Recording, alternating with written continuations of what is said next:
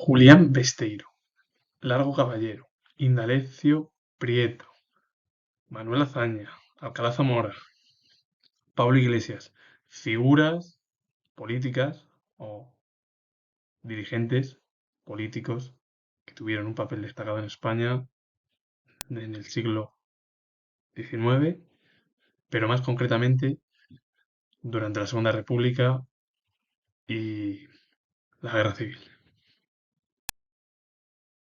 Francisco Largo Caballero nació el 15 de octubre de 1869 en Madrid y murió el 23 de marzo de 1946 en el 16º distrito de París, París, en Francia. Fue sindicalista y político marxista español, histórico dirigente del PSOE y la UGT. Desempeñó la presidencia del Consejo de Ministros de la Segunda República Española entre septiembre de 1936 y mayo de 1937. También desempeñó el cargo de ministro de Defensa de España. Julián Besteiro nació el 21 de septiembre de 1870 en Madrid y murió el 27 de septiembre de 1940 en Carmona, en Sevilla. Fue catedrático y político español. Desempeñó el cargo de presidente de las Cortes durante la Segunda República Española y estuvo en el PSOE y en UGT.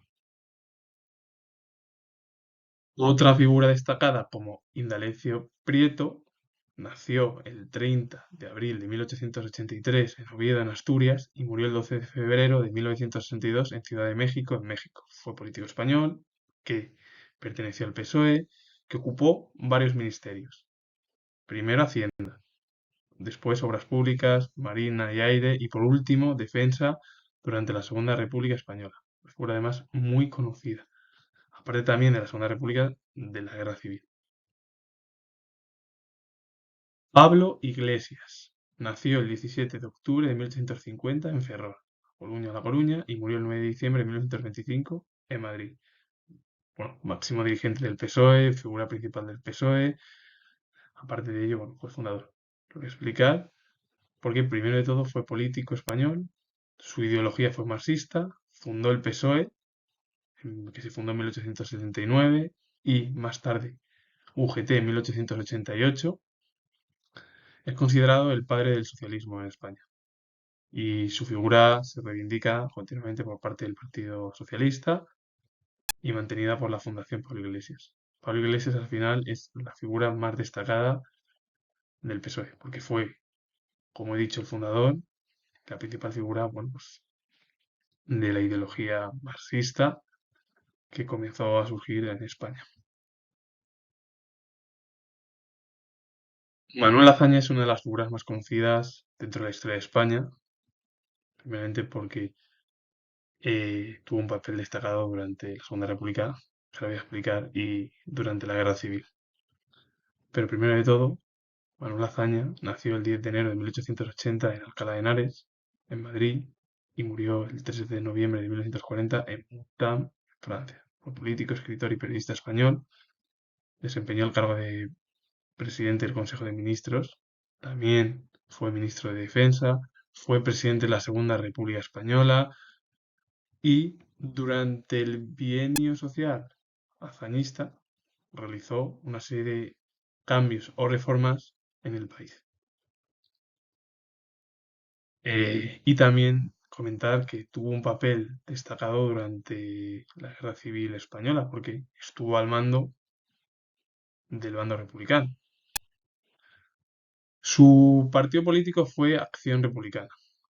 Su esposa, Dolores Rivas Cherif, fue la esposa de Azaña, que fue el último presidente de la Segunda República Española.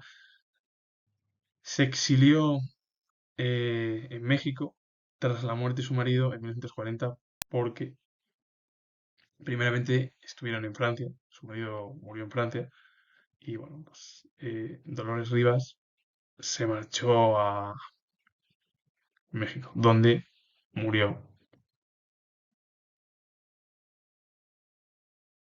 Niceto Alcalá Zamora nació el 6 de julio de 1877 en Priego de Córdoba, en Córdoba, y murió el 18 de febrero de 1949 en Buenos Aires, en Argentina.